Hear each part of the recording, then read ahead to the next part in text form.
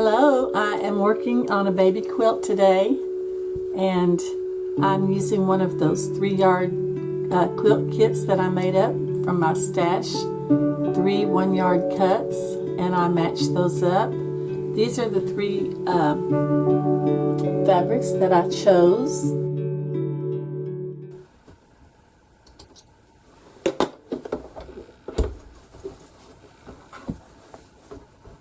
So as you can see, I'm sewing 3 strips together, and then I'll be cutting those apart in 3.5-inch strip sets.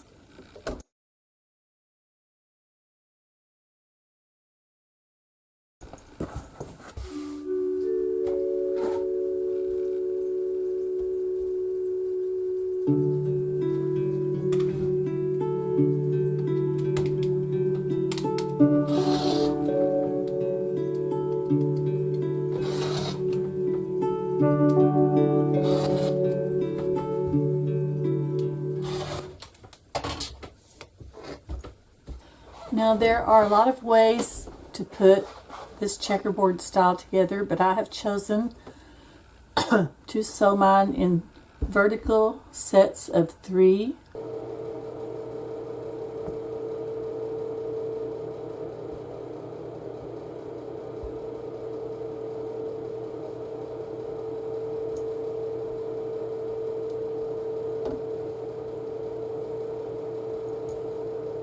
So basically what I'm doing is making a 9-patch, and then I'll sew the 9 patches together.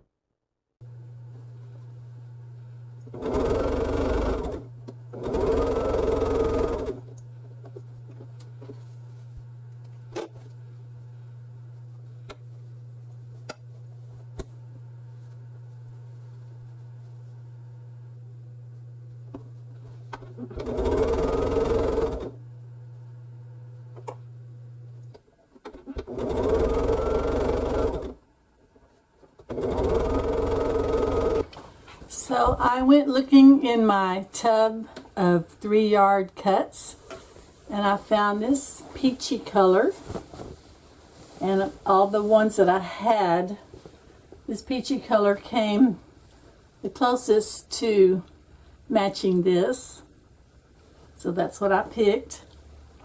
Now the way I'm going to construct this, and what I'm trying to accomplish is to get all of a certain kind of quilt to fit on the same size of backing.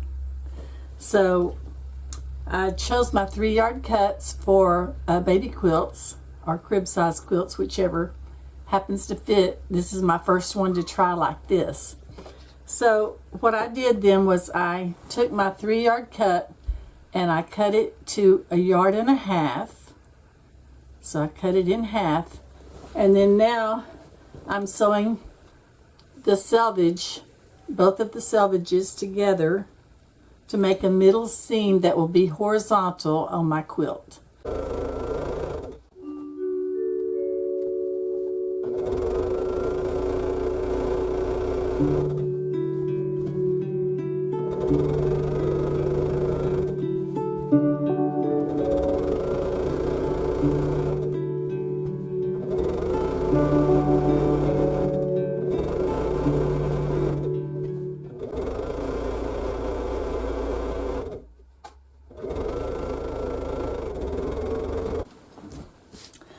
Okay, I'm back over here at the long arm, and I'm going to spread out my backing, and I know it's long enough.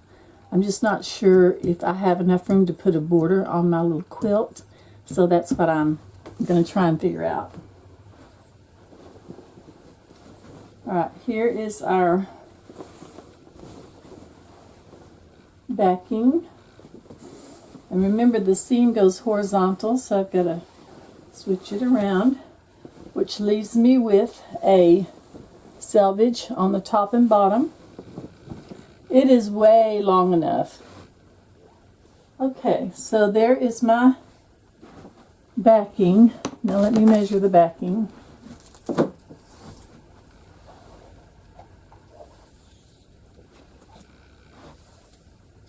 It's 55 inches across. 55 inches across. And I know my my top is not quite that big, but it's, I mean, if I was to put a border on it, I'm not sure. So let's check this out. Looks like I have about 5 inches on each side. Let me measure that. 6 inches over there so far. And 6 inches over here. Wow. How did I get that centered that well without pinning it or creasing it? I don't know. Just lucked out. Okay, so I only have 6 inches on each side, which really, that's about, you need at least 4 inches in order to long arm something, because you have to have some fabric to put your clamps on to hold it in place and keep it stretched out enough. So now my decision is, and like I said, I have plenty of length. I could even put another row on this, which I may do because I've got so much fabric left. But so I have to decide if I want to try a small border. And the main reason I'm thinking about that, it's falling off. Put it up there. Main reason I'm thinking about a small border is because of these edges on these little blocks. You probably can't see what I'm doing. Because of the edges on these little blocks wanting to come apart. Now I could stay stitch the whole thing all the way around, and that's what I will do if I don't use a border. But I do have plenty of fabric to put a small border.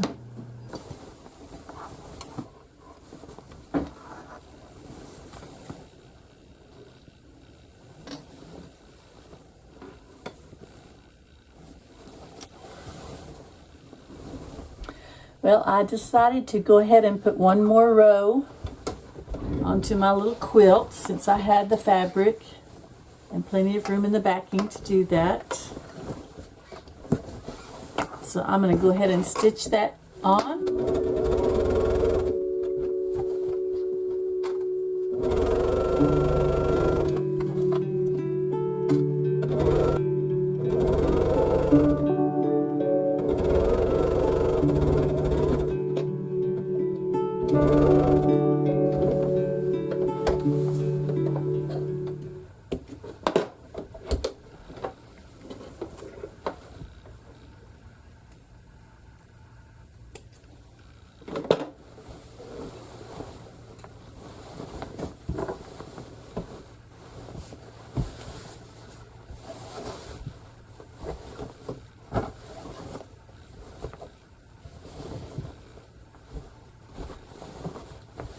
I don't think I'm going to be able to call this a baby quilt. I think it's a crib size quilt, or a child throw at least.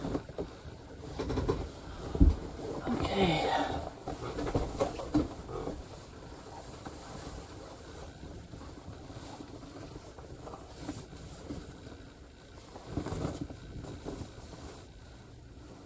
Definitely crib size, or toddler bed even.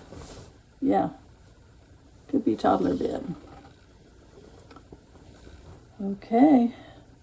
Go iron this last seam down, and then I'll see what I want to do about borders, if any. I am getting ready to put my crib quilt on the frame to long arm quilt it.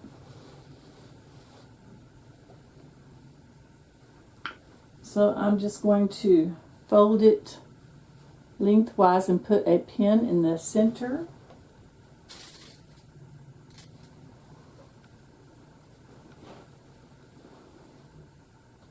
So that I can line it up with my leaders.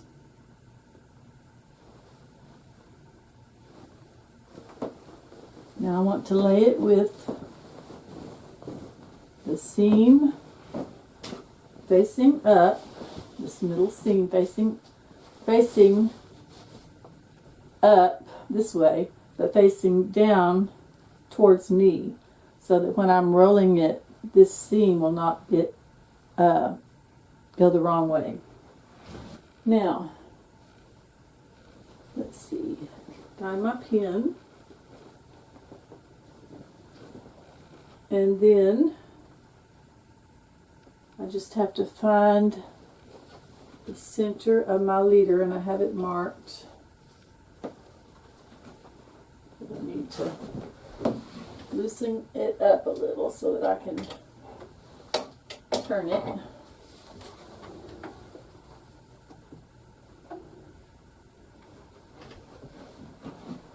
So that I can pull it out.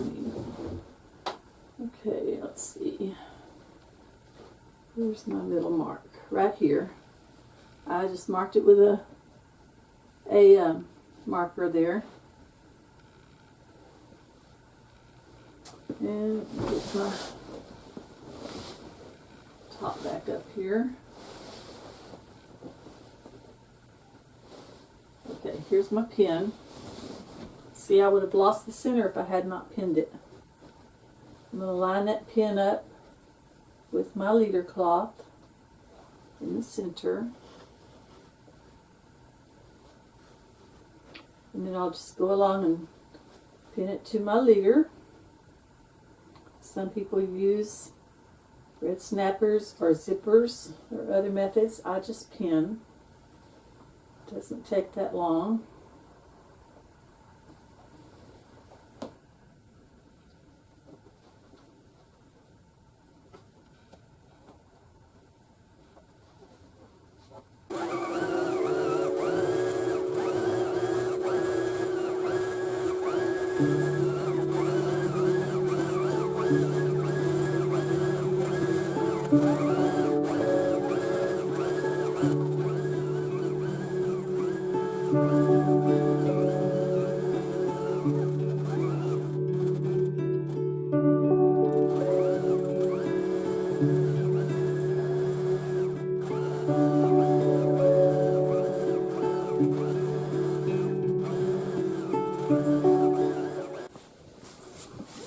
Okay, I finished the quilting, and here is our little quilt.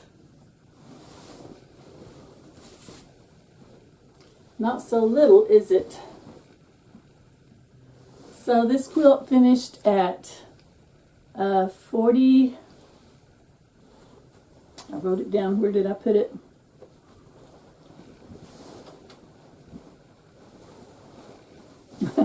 Here it is. 42.5 by 58.5, and that's without the binding, but I gave room for that when I was measuring it. So 42.5 by 58.5. So pretty good size quilt. A nice size for a crib quilt or a toddler bed. And let me show you the back.